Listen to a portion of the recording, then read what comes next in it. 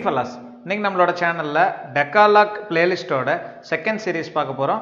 இந்த சீரீஸோட centre subject யாரு அப்படின்னு பார்த்தீங்கன்னா டைரக்டர் சங்கர். நம்மளோட சேனல்ல தொடர்ந்து உலக சினிமாவையும் ஹாலிவுட் சினிமாவை பத்தி மட்டுமே பேசிட்டு இருக்கோம், தமிழ் சினிமாவை பத்தி பேச மாட்டீங்களா அப்படின்னு நிறைய பேர் கேட்டிருந்தாங்க. அதுக்காக தான் டைரக்டர் சங்கர் பத்தின இந்த டெக்காலாக். எந்த துறையை எடுத்துக்கிட்டாலும் அந்த துறையில 15 வருஷம் ஒருத்தர் வந்துட்டு சக்சஸ்ஃபுல்லா டெக்னீஷியனா இருக்காரு அப்படின்னா அந்த ஃபீல்டுல அவர் வந்துட்டு ஒரு எக்ஸ்பர்ட் இல்ல லெஜெண்ட் அப்படின்னு சொல்லுவாங்க. அந்த வகையில பார்த்தோம் அப்படின்னா சங்கரும் 1994 இருந்து இப்ப வரைக்கும் ரொம்ப சக்சஸ்ஃபுல்லா இருக்கிற ஒரு டெக்னீஷியன். இந்த சீரீஸ்ல வர்ற மொத்த 10 எபிசோட்லயும் டைரக்டர் சங்கர் பத்தி மட்டும் தான் பார்க்க போறோம். அவரோட ஒர்க்கிங் ஸ்டைல் என்னென்ன, அவரோட படங்கள் இருக்கிற பிளஸ் பாயிண்ட்ஸ் என்னென்ன, அவரோட ரைட்டிங் ஸ்டைல் எப்படி இருக்கும், அவரோட கேரக்டர் டிசைன் எப்படி இருக்கும், அவரோட படங்கள்ல வேற ஏதாவது படத்தோட இன்ஃப்ளூயன்ஸ் இருக்கா, ஏதாவது படங்களை பார்த்து ரெஃபரன்ஸ் எடுத்திருக்காரா, அவரோட எல்லா படங்களுக்கும் இருக்கிற ஒற்றுமைகள் எல்லாம் என்னென்ன அப்படிங்கறத பத்தி இந்த ஃபுல் சீரீஸ்ல பார்க்கலாம். இன்னைக்கு நம்ம பார்க்க போறது சங்கர் டெக்காலாக்கோட எபிசோட் நம்பர் 1. இந்த எபிசோட்ல சங்கர் படங்கள்ல இருக்கிற சாங்ஸை பத்தி தான் பார்க்க போறோம். 1990க்கு முன்னாடி என்டர்டெயின்மெண்ட் அப்படின்னு சொன்னாலே மொத்தமா ரெண்டே விஷயம் தான், ஒன்னு சினிமா, இன்னொன்னு ரேடியோ. அந்த சமயத்துல தான் டெலிவிஷன் அப்படின்னு சொல்லப்படுற டிவி வந்து பிரபலமாயிட்டு வந்துட்டு இருந்துச்சு. அந்த டிவியில இருக்கிற ஸ்லாட்டை ஃபில் அப் பண்றதுக்காக படங்கள்ல இருக்கிற பாட்டை வந்துட்டு டிவியில டெலிகாஸ்ட் பண்ண ஆரம்பிச்சாங்க. அதனால தியேட்டர்ல படம் பார்க்கும்போது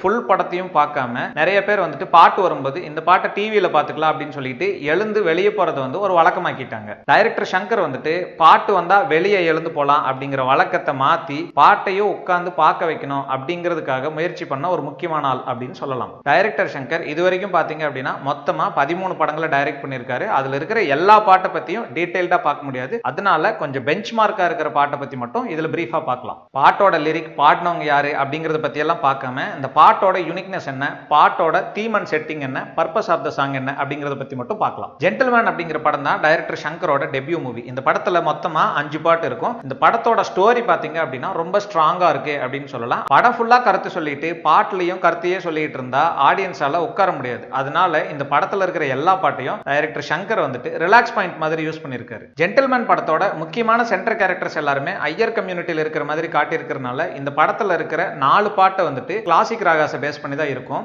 சிக் புக் ரயிலே பாட்டு மட்டும் தான் எக்ஸெப்ஷனல் கேஸ். இந்த பாட்டு வந்து குழந்தைங்களுக்கு பிடிக்கணும், கொஞ்சம் நல்லா பெப்பியா இருக்கணும், யூனிக்கா இருக்கணும் அப்படிங்கிறதுக்காக ராகாஸை பேஸ் பண்ணி எடுக்காம கொஞ்சம் எக்ஸெப்ஷனலா பண்ணிருப்பாங்க. இந்த படத்துல மீதி இருக்கிற எல்லா பாட்டுலயும் அர்ஜுன் கேரக்டர் வந்து டான்ஸ் ஆடிட்டு இருக்கும். பட் சிக் புக் ரயிலே பாட்டப்ப அர்ஜுனை வந்துட்டு டான்ஸ் ஆட விட்டு இருக்க மாட்டாங்க. ஏன் அப்படின்னு பாத்தீங்கன்னா அது வரைக்கும் அந்த கேரக்டர் வந்து கொஞ்சம் ஃபன்னியா காட்டிட்டு இருப்பாங்க. அதுக்கப்புறம் வந்துட்டு அர்ஜுனோட கேரக்டர் வந்து ரொம்ப இன்டென்ஸா ஸ்ட்ராங்கா பில்டப் பண்ணிருப்பாங்க. அதுக்கப்புறம் அந்த கேரக்டர் டான்ஸ் ஆடிச்சு அப்படின்னா இவ்வளவு நேரம் டெவலப் பண்ண அந்த பில்டப் ஆயிருந்த இமேஜ் வந்து டைல்யூட் ஆயிரும். அதனால வந்துட்டு வேற 2 டான்சர்ஸ் வச்சுட்டு இந்த பாட்டை பிக்சரைஸ் பண்ணிருப்பாங்க. ஒட்டகத்தை கட்டிக்கோ அப்படின்னு சொல்லிட்டு ஒரு சாங் இருக்கும். அந்த சாங் வந்து பாத்தீங்க அப்படின்னா ஹீரோயின் வந்து செகண்ட் ஹீரோயினோட மேரேஜ்ல டான்ஸ் ஆடுறதுக்காக பாடுற பாட்டு.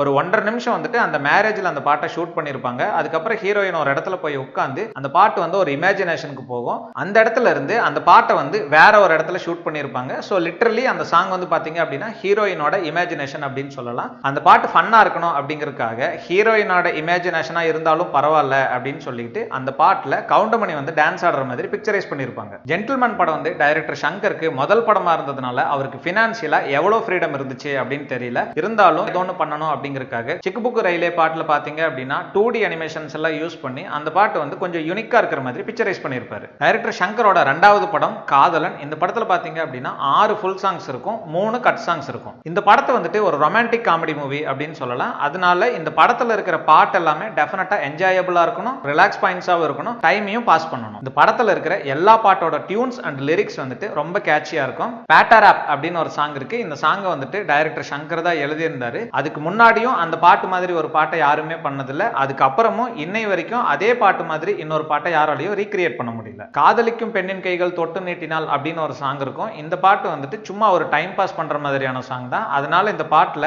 பிரபுதேவா கூட எஸ்பிபி டான்ஸ் ஆடுற மாதிரி கிரியேட் பண்ணி கொஞ்சம் ஃபன்னியா பிக்சரைஸ் பண்ணிருப்பாங்க. ஜென்டில்மேன் படத்தோட எல்லா சாங்கையும் லோக்கலான லொகேஷன்ஸ்லயே பிக்சரைஸ் பண்ணிருப்பாங்க. பட் இந்த படம் பண்ணும்போது சங்கர் வந்துட்டு ஆல்ரெடி ஒரு ஹிட் கொடுத்த ஒரு ஹிட் டைரக்டர் அப்படின்னு சொல்லலாம். இந்த படத்துல என்னவளே அப்படின்னு ஒரு சாங் வரும். இந்த சாங் பாத்தீங்க அப்படின்னா ஒரு டூயட். அந்த டூயட் வந்து ரொம்ப அழகா தெரியணும் அப்படிங்கறதுக்காக கொஞ்சம் அவுட்டோர் எல்லாம் போயிட்டு நல்ல நல்ல லேண்ட்ஸ்கேப்ஸ் பார்த்து இந்த சாங் பிக்சரைஸ் பண்ணிருப்பாங்க. இதுக்கப்புறமா சங்கரோட சிக்னேச்சர் சாங்கான முக்காலா முகாபலா. பிரபுதேவா மாதிரியான ஒரு நல்ல டான்சரை வச்சுக்கிட்டு ஒரு பாட்டை பிக்சரைஸ் பண்ணும்போது அந்த பாட்டுல ஏதாவது ஒரு யூனிக்னஸ் கிரியேட் பண்ணணும் அப்படின்னு சொல்லிட்டு பிரபுதேவாவோட Dress மட்டும் டான்ஸ் ஆடுற மாதிரி கடைசியில ஒரு பிட் வரும். அந்த பீஸை கிரியேட் பண்றதுக்காக பிரபுதேவாவை ஆக்சுவலா டான்ஸ் ஆட வச்சுக்கிட்டு அதுக்கப்புறமா சிஜி டீமை வச்சு ஆர்கனைஸ் பண்ணி அவரோட ஃபேஸ், கை, கால் எல்லாத்தையும் இரேஸ் பண்ணிட்டு பிரபுதேவா சகாதேவாவோட ட்ரெஸ் மட்டும் டான்ஸ் ஆடுற மாதிரி பிக்சரைஸ் பண்ணிருப்பாங்க. சிக்புக்கு ரயிலே சாங்ல யூஸ் பண்ணியிருந்த சிஜியை விட முக்காபலா சாங்ல யூஸ் பண்ணியிருந்த சிஜியோட லென்த்தும் ஜாஸ்தி, எஃபர்ட்டும் ஜாஸ்தி. சங்கரோட அடுத்த படம் இந்தியன். இந்த படத்துல அவர் கமல்ஹாசனை ஃபர்ஸ்ட் டைம் டைரக்ட் பண்ணியிருந்தாரு. இந்த படத்துல வந்துட்டு மொத்தமா 5 சாங் இருக்கும். ஜென்டில்மேன் மாதிரியே இந்தியன் படமும் ஒரு சோஷியல் மெசேஜ் இருக்கிற ஒரு மூவி அப்படின்னு சொல்லலாம்.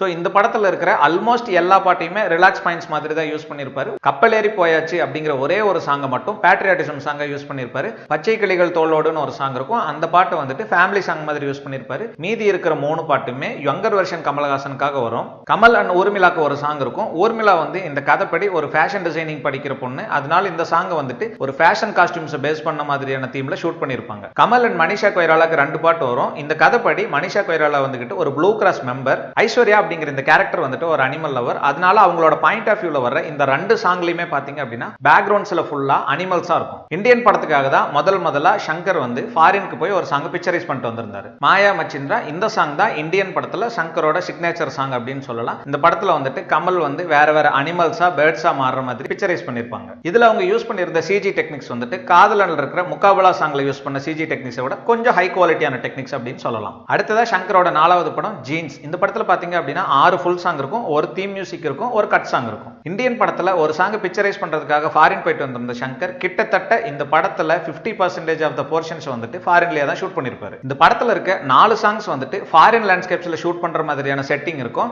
அதுல ஹைரபா, அதிசயம், வாராயோ தோழி இந்த 3 சாங்ஸையும் ஆக்சுவலா ஃபாரின் லொகேஷன்ஸ்ல ஷூட் பண்ணிருப்பாங்க. கொலம்பஸ் அப்படிங்கிற சாங் மட்டும் பீச்ல செட் பண்ண மாதிரி இருக்கும். எல்லா ஊர் பீச்சும் ஒரே மாதிரி இருக்கும். அதனால அமெரிக்கால இருக்கிற மாதிரியான பீச் ஓரத்துல இருக்கிற செட்டப்ஸ் மட்டும் இங்க ப்ரொடக்ஷன் டிசைன் வச்சு ரீக்ரியேட் பண்ணிட்டு அந்த சாங் வந்துட்டு இங்கேயே லோக்கல்ல பிக்சரைஸ் பண்ணிருப்பாங்க. இந்த படத்துல மொத்தமா இருக்கிற 6 சாங்ல 3 சாங் லவ்வுக்கும் 3 சாங் வந்துட்டு காமெடி அண்ட் ஃபன்னுக்கு அப்படிங்கிற மாதிரி பிரிச்சிருப்பாங்க.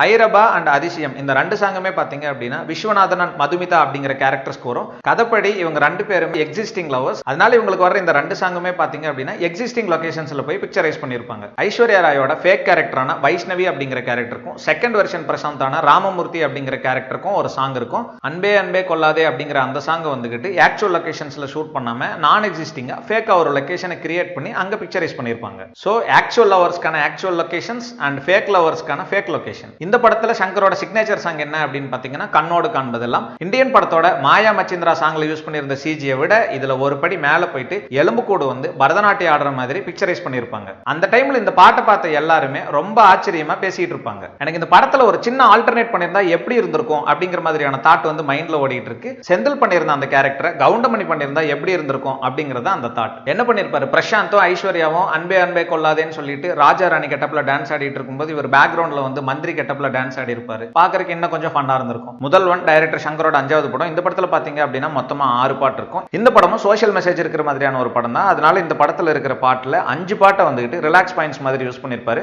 அதுல 4 பாட்டை வந்துட்டு லவ் போர்ஷன்ஸ்க்காகவும் ஒரு பாட்டை வந்துட்டு ஐட்டம் சாங் மாதிரி யூஸ் பண்ணிருப்பாரு. ஷக்கலக்க பேபி அப்படிங்கிற அந்த சாங் வந்துட்டு ஐட்டம் சாங் மாதிரி மட்டும் யூஸ் பண்ணாம ஹீரோ என்ன ஒர்க் பண்றாரு அப்படிங்கறத எஸ்டாப்ளிஷ் பண்றதுக்காகவும் யூஸ் பண்ணிருப்பாரு. அண்ட் இந்த மாதிரி ஸ்ட்ராங் பிளாட் இருக்கிற கதைகளை வந்துட்டு இந்த மாதிரி ஈஸியா ஆரம்பிக்கும் போது ரொம்ப ஈஸியா ரிசீவ் பண்ணிப்பாங்க. 4 பாட்டுல வந்துட்டு 3 சாங் வந்து டான்ஸ் ஆடுற மாதிரி வரும், ஒரு சாங் மட்டும் கட் சாங் மாதிரி யூஸ் பண்ணிருப்பாரு. இங்க தான் டைரக்டர் சங்கரோட பாட்டுக்கான சாய்ஸ் ஆஃப் லொகேஷனை நம்ம அண்டர்ஸ்டாண்ட் பண்ணிக்க முடியும். இந்தியன் படத்துல மனிஷா கொய்ராலா வந்து ஒரு ப்ளூ கிராஸ் மெம்பர். அதனால அவங்களோட இமேஜினேஷன்ல வர சாங்ஸ்ல எல்லாம் பேக்ரவுண்ட்ல அனிமல்ஸ் இருக்குது. நான் முன்னாடி சொல்லியிருந்தேன். இந்த படத்தோட கதைப்படி பாத்தீங்க அப்படின்னா மனிஷா கொய்ராலா வந்துட்டு ஒரு விவசாயியோட வீட்டு பொண்ணு. அதனால இந்த படத்துல இருக்கிற இவங்களோட இமேஜினேஷன்ல வர்ற எல்லா சாங்குமே பாத்தீங்க அப்படின்னா கரும்பு காடு, சூரியகாந்தி பூத்தோட்டம், கனகாம்பர காடு, ஆத்தங்கரை, பாறைங்க, மாங்காய் தோட்டம், ஓணம் பிடிக்கிறது, சட்டிபானை செய்யறது, பழைய சோறு சாப்பிடுறதுன்னு சொல்லிட்டு விவசாயிக்கு சம்பந்தப்பட்ட இடங்கள்லயே தான் எல்லா பாட்டுக்கான லொகேஷன்ஸையும் செட்டிங்கா வச்சிருப்பாரு. இந்த படத்துல சங்கரோட சிக்னேச்சர் சாங் என்ன அப்படின்னு பாத்தீங்கன்னா முதல்வனே அப்படிங்கிற சாங் தான். இந்த பாட்டுல மேக்ஸிமம் சிஜி யூஸ் பண்ணிருப்பாரு. அண்ட் மோரோவர் இந்த படத்தோட மொத்த கதையும் இந்த பாட்டுல 5 நிமிஷத்துல பிரீஃபா சொல்லியிருப்பாங்க. நல்லா உன்னிப்பா கவனிச்சு பாத்தீங்கன்னா இந்த பாட்டோட லிரிக்ஸும் இந்த பாட்டோட விஷுவலும் இந்த படத்தோட மொத்த கதையும் டீடைலா சொல்லிரும். இந்த படத்துல இருக்கிற எல்லா சாங்ஸையும் பாத்தீங்க அப்படின்னா இந்த பாட்டு தான் ரொம்ப கிராண்டான பாட்டு அப்படின்னு சொல்லலாம். இதோட கான்செப்டும் பாத்தீங்கன்னா படத்துக்கு ரொம்ப அப்ராப்ரியேட்டா இருக்கும். அண்ட் இந்த பாட்டு என்ஜாயபிளா இருக்கணும் அப்படிங்கிறதுக்காக வடிவேலு, மணிவண்ணன் இவங்க எல்லாரையும் பாம்பு கேரக்டரா மாத்தி அந்த பாட்டுக்குள்ளேயே ஃபன்னா பிளே பண்ண விட்டுருப்பாங்க. சங்கரோட 6வது படம் நாயக். முதல்வன் படத்தை வந்துட்டு ஹிந்தியில ரீமேக் பண்ணாரு. அதனால இந்த படத்துல இருக்கிற சீன்ஸ், சாங்ஸ் எல்லாம் almost ditto to Mudhalvan one அப்படின்னு சொல்லலாம். 2 பாட்டு மட்டும் ஹிந்தி ஆடியன்ஸ்க்காக கொஞ்சோண்டு டியூனை மாத்தி வேற மாதிரி பண்ணிருப்பாங்க. சங்கர் டைரக்ட் பண்ணியிருந்த 7வது படம் பாய்ஸ். இந்த படத்தை வந்து ஒரு மியூசிக்கல் டிராமா அப்படின்னு சொல்லலாம். இந்த படத்துல 6 ஃபுல் சாங்ஸ் இருக்கும், 3 கட் சாங்ஸ் இருக்கும். இந்த படத்தோட சென்டர் கேரக்டர்ஸ் எல்லாருமே அடலசன்ட் ஏஜ்ல இருக்கிறனால இந்த படத்துல இருக்கிற எல்லா பாட்டும் யூத் பல்ஸ்ல இருக்கும். எல்லா பாட்டுமே விஷுவலா பாத்தீங்க அப்படின்னா ரொம்ப கிராண்டா இருக்கும். பூம் பூம் அப்படின்னு ஒரு சாங் வரும். இந்த பாட்டுல பாத்தீங்க அப்படின்னா சிஜியை மேக்ஸிமமா யூஸ் பண்ணிருப்பாங்க. ஹீரோவோட ஃப்ரெண்ட்ஸ் கேரக்டர் 4 பேரை ஸ்கிராப் மெட்டீரியல்ஸ் வச்சு 3D ல கிரியேட் பண்ணி ஹீரோ ஹீரோயினோட டான்ஸ் ஆடுற மாதிரி பிக்சரைஸ் பண்ணிருப்பாங்க. எனக்கு ஒரு கேர்ள் ஃப்ரெண்ட் வேணும் அப்படின்னு ஒரு சாங் இருக்கும். அந்த சாங்லயும் ரேண்டமா அங்கங்க சிஜி யூஸ் பண்ணிருப்பாரு. எகிரி குதித்தேன் அப்படின்னு ஒரு சாங் இருக்கும். இந்த பாட்டுல புல்லட் டைம் அப்படிங்கிற டெக்னாலஜி வந்து இம்ப்ளிமெண்ட் பண்ணி அந்த பாட்டையும் வித்தியாசமா பிக்சரைஸ் பண்ணிருப்பாங்க. அடுத்ததா சங்கரோட 8வது படம் அன்னியன். இதுக்கு முன்னாடி ஒரு டைரக்ட் பண்ணிருந்த 7 படத்துக்கு மியூசிக் டைரக்டர் வந்து ஏஆர் ரஹ்மான் தான். இந்த படத்தோட மியூசிக் டைரக்டர் ஹாரிஸ் ஜெயராஜ். இந்த படத்துல பாத்தீங்க அப்படின்னா 5 பாட்டு இருக்கும். அதுல 3 பாட்டு வந்து அம்பி கேரக்டருக்கு இருக்கும், 2 பாட்டு வந்து ரெமோ கேரக்டருக்கு இருக்கும். படத்தோட டைட்டில் கேரக்டரான அன்னியனுக்கு இந்த படத்துல பாட்டு இருக்காது. இந்த அம்பி அப்படிங்கிற கேரக்டர் வந்துட்டு கொஞ்சம் அமாஞ்சியாவும் டிக்னிஃபைடாவும் இருக்கிறதுனால இவருக்கு வர்ற பாட்டுல 2 பாட்டு வந்து கிளாசிக் ராகாஸை பேஸ் பண்ணி இருக்கும். இந்த பாட்டோட விஷுவல்ஸ் எல்லாம் பாத்தீங்க அப்படின்னா ரொம்ப பிரீஸியா சூதிங்கா இருக்கும். ரெமோ அப்படிங்கிற கேரக்டர் வந்து ரொம்ப எனர்ஜெட்டிக்கான பர்சன். அதனால இந்த கேரக்டருக்கு வர 2 பாட்டுமே பாத்தீங்க அப்படின்னா கொஞ்சம் ஃபாஸ்ட் பேஸ்ல இருக்கும், ரொம்ப எனர்ஜெட்டிக்கா இருக்கும். கிட்டத்தட்ட மொத்த படத்துக்குமே டயலாக் போர்ஷன்ஸ்ல ஒரே ஒரு பர்டிகுலர் ஸ்லாங் தான் யூஸ் பண்ணிருப்பாங்க. அதனால ஒரு பாட்டுல மட்டும் நேட்டிவிட்டியை கொஞ்சோண்டு ஷிஃப்ட் பண்ணி வச்சு மதுரை, தேனி இந்த மாதிரியான மாவட்டங்கள்ல அதிகமா பயன்படுத்துற வட்டார வழக்கு சொற்களை எடுத்து அதை வச்சு ஒரு பாட்டு பண்ணிருப்பாங்க. அண்டங்காக்கா கொண்டக்காரி அப்படிங்கிற இந்த பாட்டு தான் அன்னியன் படத்துல சங்கரோட சிக்னேச்சர் சாங் அப்படின்னு சொல்லலாம். அவரோட சிக்னேச்சர் சாங் அப்படின்னு சொல்றேன், ஆனா இந்த பாட்டுல சிஜி இல்லையே அப்படின்னு தானே யோசிக்கிறீங்க. சூரியன் அப்படிங்கிற படத்துல கவுண்டமணியோட காமெடி ட்ராக்கான எல்லா டயலாக்ஸையும் சங்கர் தான் எழுதியிருந்தாரு.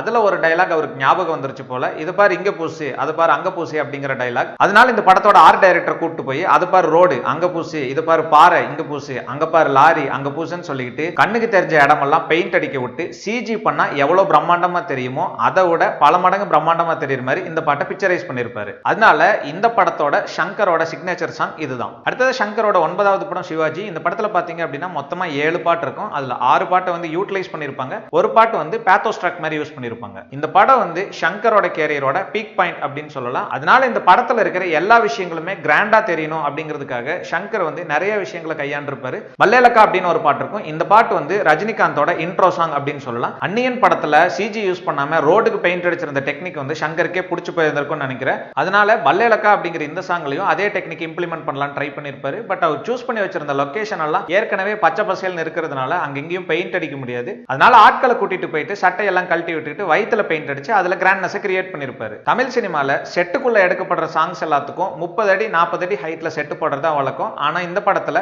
வாஜி வாஜி அப்படின்னு ஒரு சாங் இருக்கும். இந்த பாட்டுக்காக ஃபிஷ் லென்ஸ் போட்டா கூட கவர் பண்ண முடியாத அளவுக்கு ஹைட்டா பிராடா இருக்கிற மாதிரியான ஒரு செட்டை பில்ட் பண்ணிருப்பாங்க. சஹாரா சாரல் தூவுதோ அப்படின்னு ஒரு பாட்டு இருக்கும். இந்த பாட்டை முழுக்க முழுக்க கண்ணாடி மாளிகை மாதிரியான ஒரு செட்டப்ல பிக்சரைஸ் பண்ணிருப்பாங்க. அதிரடிக்கார மச்சானே அப்படின்னு ஒரு பாட்டு இருக்கும். இந்த பாட்டு பாத்தீங்க அப்படின்னா ஃபைட்டா பாட்டான்னு தெரியாத அளவுக்கு ஃபைட்டர்ஸ் எல்லாரையும் பறக்க விட்டு ரொம்ப கான்டெம்பரரியா பிக்சரைஸ் பண்ணிருப்பாங்க. படுத்துக்கிட்டே பைக் ஓட்டுறது, தன்னை சுட வந்த தோட்டாவை பார்வையிலேயே நிறுத்துறது, துப்பாக்கியை தனியா பறக்க விட்டு அது வில்லனை போய் சுட்டுட்டு வர்றது அப்படிங்கிற மாதிரியான மாஸ் மெட்டீரியல்ஸ் நிறைய கிரியேட் பண்ணி ரஜினியோட ஃபேன்ஸ் எல்லாரையும் ரொம்ப குஷிப்படுத்தி இருப்பாரு. இந்த படத்துல சங்கரோட சிக்னேச்சர் சாங் என்ன அப்படின்னு பாத்தீங்கன்னா ஒரு கோடை சன்லைட். இது வரைக்கும் சங்கர் யூஸ் பண்ணியிருந்த சிஜி டெக்னிக்ஸ் எல்லாத்த விட இதுக்கு யூஸ் பண்ணியிருந்த டெக்னிக் வந்துட்டு ரொம்ப காம்ப்ளிகேட்டான டெக்னிக் அப்படின்னு சொல்லலாம். இது வரைக்கும் ரஜினிகாந்த் பிளாக்கா தானே பார்த்திருக்கீங்க, இப்ப பாருங்க அப்படின்னு சொல்லிட்டு ஃபுல் சாங்லயும் ரஜினிகாந்த் ஒயிட்டா மாத்தி பயங்கரமா சர்ப்ரைஸ் பண்ணிருப்பாரு. அடுத்த சங்கரோட 10வது படம் எந்திரன். இந்த படத்துல பாத்தீங்க அப்படின்னா 7 பாட்டு இருக்கும். 5 பாட்டு வந்து டான்ஸ் நம்பர்ஸ் யூஸ் பண்ணிருப்பாங்க, 2 பாட்டு வந்து மாண்டேஜ்க்காக யூஸ் பண்ணிருப்பாங்க. வசீகரன் அண்ட் சனா கேரக்டர்ஸ்க்கு 2 பாட்டு இருக்கும். வசீகரன் கேரக்டர் வந்து ஒரு சயின்டிஸ்ட், அதனால அவரோட தாட்ஸ் எல்லாம் வந்துட்டு யூனிக்கா இருக்கும், அன்யூஷுவலா இருக்கும். அதனால இந்த கேரக்டருக்கு வர்ற பாட்டை வந்துட்டு அன்யூஷுவலா ரொம்ப ஃப்ரெஷ்ஷா இருக்கிற மாதிரியான ஒரு லொகேஷன்ல பிக்சரைஸ் பண்ணிருப்பாங்க. சிட்டி ரோபோ வர்ற சீன்ஸ் அண்ட் சாங்ஸ் எல்லாமே பாத்தீங்க அப்படின்னா மெயினா குழந்தைகளை அட்ராக்ட் பண்ற மாதிரி தான் இருக்கும். சிட்டிக்கு இந்த படத்துல 2 சாங் இருக்கு. பட் அந்த 2 சாங்லயும் லாஜிக் எதுவுமே பார்க்க முடியாது.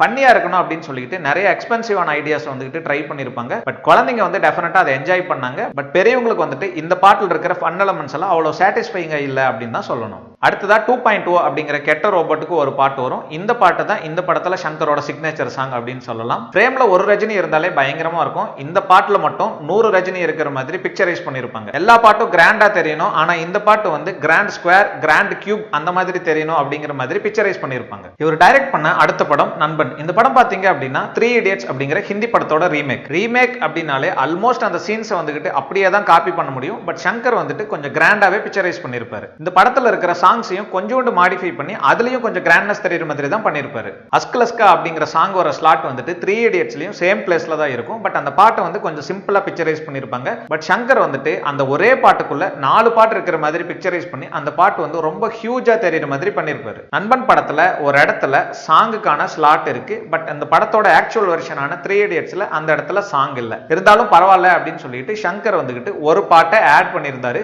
ஒல்லி பெல்லி அப்படிங்கறது அந்த சாங். இந்த பாட்டோட சவுண்டிங்ஸ் எல்லாம் பாத்தீங்க அப்படின்னா ரொம்ப யூனிக்கா இருக்கும். விஜய் மாதிரியான ஒரு ஆக்டர் கிட்ட இருந்து எப்பயுமே அவரோட ஃபேன்ஸ் வந்துட்டு டான்ஸ் எதிர்பார்ப்பாங்க. இந்த பாட்டுல வந்துகிட்டு ஃபேன்ஸோட டான்ஸ் எக்ஸ்பெக்டேஷன் வந்துட்டு ஃபுல்ஃபில் பண்ணணும் அப்படிங்கறதுக்காக கொஞ்சம் நல்ல டான்ஸ் மூமெண்ட்ஸ் எல்லாம் வச்சிருப்பாங்க. சங்கரோட 12வது படம் ஐ. இந்த படத்துலயும் பாத்தீங்க அப்படின்னா எல்லா பாட்டையும் ரொம்ப கிராண்டா பிக்சரைஸ் பண்ணிருப்பாங்க. மெர்சல் ஆயிட்டேன் அப்படின்னு ஒரு சாங் இருக்கும். இந்த பாட்டு வந்துட்டு சென்னையில யூஸ் பண்ற நேட்டிவ் ஸ்லாங்ல இருக்கிற வேர்ட்ஸ் எல்லாம் எடுத்துக்கிட்டு இந்த பாட்டை பண்ணிருப்பாங்க. லிங்கேசன் அப்படிங்கிற கேரக்டர் தன்னோட டே டு டே லைஃப்ல பாக்குற எல்லா திங்ஸ்லயும் தன்னோட லவரை இமேஜின் பண்ணி பாக்குறதா இந்த பாட்டு. Bike, fish, mobile, gym tools இது எல்லாத்துல இருந்தும் ஹீரோயின் டிரான்ஸ்ஃபார்ம் ஆகி வர்ற மாதிரியான சிஜி டெக்னிக்ஸ் இம்ப்ளிமெண்ட் பண்ணிருப்பாங்க. இந்த பாட்டு தான் இந்த படத்துல சங்கரோட சிக்னேச்சர் சாங் அப்படின்னு சொல்லலாம். மீதி இருக்கிற எல்லா பாட்டுமே விஷுவலி ரொம்ப கிராண்டா தான் இருக்கும். என்னோட நீ இருந்தால் அப்படின்னு ஒரு சாங் இருக்கும். அந்த பாட்டுக்கான ஐடியா வந்துகிட்டு பியூட்டி அண்ட் தி பீஸ்ட் அப்படிங்கிற மூவில இருந்து ரெஃபர் பண்ணி எடுத்திருப்பாங்க. இப்போ ரீசன்ட் டைம்ஸ்ல நிறைய சாங்ஸ் வந்துட்டே இருக்கிறதுனாலையும் காம்படிஷன் அதிகமா இருக்கிறதுனாலையும் சங்கரோட பழைய படங்கள் இருந்த பாட்டு நமக்கு மனசுல பதிஞ்ச அளவுக்கு இந்த படத்துல இருக்கிற பாட்டு வந்து நமக்கு மனசுல பதியல அப்படின்னு தான் சொல்லணும். சங்கரோட லாஸ்ட் மூவி 2.0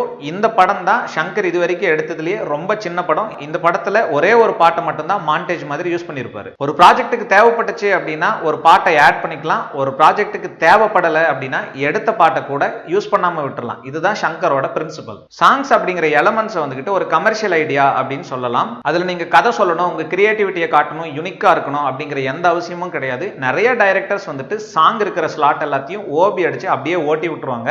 ஆனா டைரக்டர் சங்கர் வந்துகிட்டு தன்னோட படங்கள் இருக்கிற ஒரு பாட்டை கூட இது வரைக்கும் ஏனோ தானோ அப்படிங்கிற மாதிரி பண்ணது கிடையாது. எல்லாத்துலயும் ஒரு யூனிக்னஸ், ஒரு கிரியேட்டிவிட்டி, ஒரு தீம் அண்ட் செட்டிங் பிளேஸ் பண்ணி தான் எடுத்திருக்காரு. சோ இதுல இருந்து நம்ம தெரிஞ்சுக்க வேண்டிய விஷயம் என்ன அப்படின்னு பாத்தீங்கன்னா, நம்மளோட ப்ராஜெக்ட்டை மார்க்கெட் பண்றதுக்காக நம்ம ஏதோ ஒரு விஷயம் பண்ணுவோம். பட் அந்த விஷயம் வந்துகிட்டு ஒரு யூனிக்கா இருக்கிற மாதிரி, கிரியேட்டிவா இருக்கிற மாதிரி பாத்துக்க வேண்டியது நம்மளோட பொறுப்பு. சங்கர் படங்கள்ல இருக்கிற ஏதோ ஒரு விஷயத்தை எடுத்துட்டு எபிசோட் நம்பர் 2ல டிஸ்கஸ் பண்ணலாம். Thanks a lot. Thanks for வாட்சிங்.